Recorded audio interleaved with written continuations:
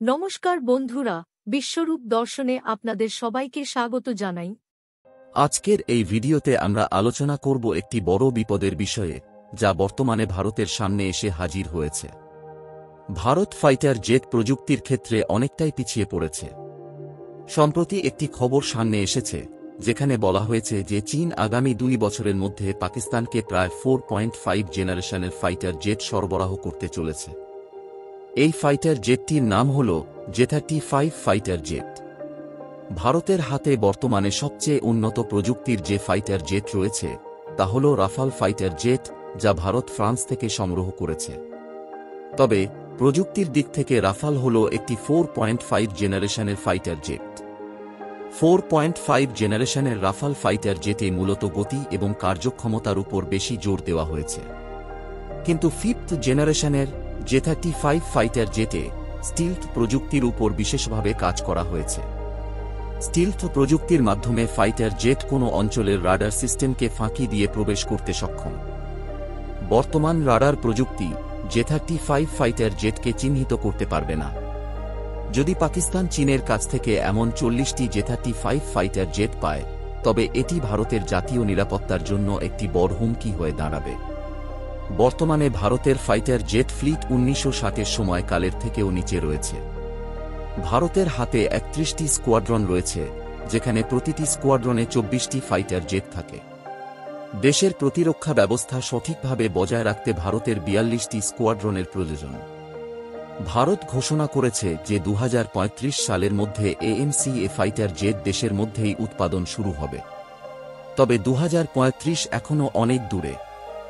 এর মধ্যে চীন পাকিস্তানকে 40টি 5th জেনারেশনের ফাইটার জেট সরবরাহ করতে চলেছে এবং চীন ইতিমধ্যেই 6th জেনারেশনের ফাইটার জেট তৈরি করার ঘোষণা দিয়েছে।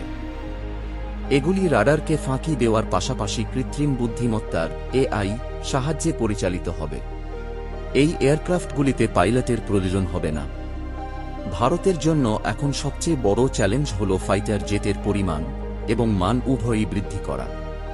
আমাদের প্রতিরক্ষা ব্যবস্থাকে শক্তিশালী করার জন্য দ্রুত পদক্ষেপ নেওয়া অত্যন্ত জরুরি। ভারত বর্তমানে তেজস নামে 4th জেনারেশন এয়ারক্রাফট তৈরি করে, যা আমরা নিজে ম্যানুফ্যাকচার করি, কিন্তু এর ইঞ্জিন আমরা যুক্তরাষ্ট্র থেকে আমদানি করি। যদি আমরা বর্তমান পরিস্থিতি দেখি, তাহলে 2035 সালের মধ্যে Bharat 5th generation fighter jet তৈরি করতে সক্ষম হবে। কিন্তু চীন ইতিমধ্যেই 6th জেনারেশনে পৌঁছে গেছে। এই বড় হুমকির সমাধান কি হতে পারে? প্রথমত, ভারতের ডিফেন্স বাজেট বাড়ানো অত্যন্ত জরুরি। চীন এই পদক্ষেপ নিয়েছে যাতে ভারতকে তার ডিফেন্স বাজেট বাড়াতে হয়, এবং যার প্রভাব পড়তে পারে আমাদের অর্থনৈতিক প্রবৃদ্ধিতে। তবে এই মুহূর্তে ভারতের জন্য ডিফেন্স বাজেট বাড়ানো অপরিহার্য। বর্তমানে যুক্তরাষ্ট্র, রাশিয়া, দক্ষিণ কোরিয়া এবং চীনের কাছে 5th জেনারেশন প্রযুক্তি রয়েছে। চীন থেকে আমরা এই ফাইটার জেট কিনতে পারি না, তবে রাশিয়া বা যুক্তরাষ্ট্র থেকে 5th জেনারেশন ফাইটার জেট কেনা সম্ভব। এর মাধ্যমে আমরা আমাদের নিজস্ব AMCA ফাইটার জেট, যা 2035 সালে তৈরি হবে, তার প্রস্তুতি পর্যন্ত নিজেদের সুরক্ষিত রাখতে পারি। যুক্তরাষ্ট্রের কাছে F-35 5th generation fighter jet রয়েছে এবং রাশিয়ার কাছে Su-57 5th generation fighter jet রয়েছে। সম্ভাবনা বেশি যে আমরা রাশিয়া থেকে এই ফাইটার জেট কিনতে পারি, কারণ আমাদের রাশিয়ার সঙ্গে সম্পর্ক অত্যন্ত ভালো।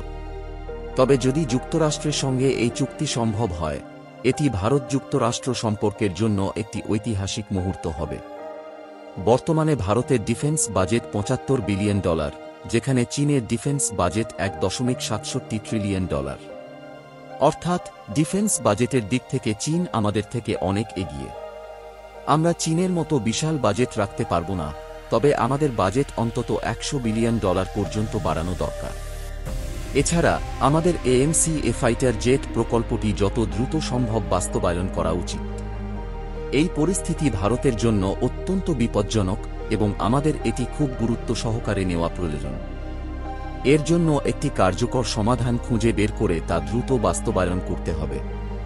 তাহলে বন্ধুরা, আপনার কি মনে হয়? এমন পরিস্থিতিতে আমাদের সরকারের কি করা উচিত? আপনার মতামত কমেন্টে লিখে জানান। আর যদি এই তথ্য আপনার ভালো লেগে থাকে, তবে এটি আপনার বন্ধুদের সঙ্গে শেয়ার করুন। এমন আরও তথ্যবহুল ভিডিওর জন্য আমাদের চ্যানেলটি সাবস্ক্রাইব করুন। ধন্যবাদ। ভিডিওটি পছন্দ হলে লাইক দিন, কমেন্টে আপনার মতামত জানান, আর শেয়ার করে বন্ধুদের দেখার সুযোগ করে দিন। আরও আকর্ষণীয় কন্টেন্ট পেতে চ্যানেলটি সাবস্ক্রাইব করুন। ভালো থাকুন, নিরাপদ থাকুন, আবার দেখা হবে।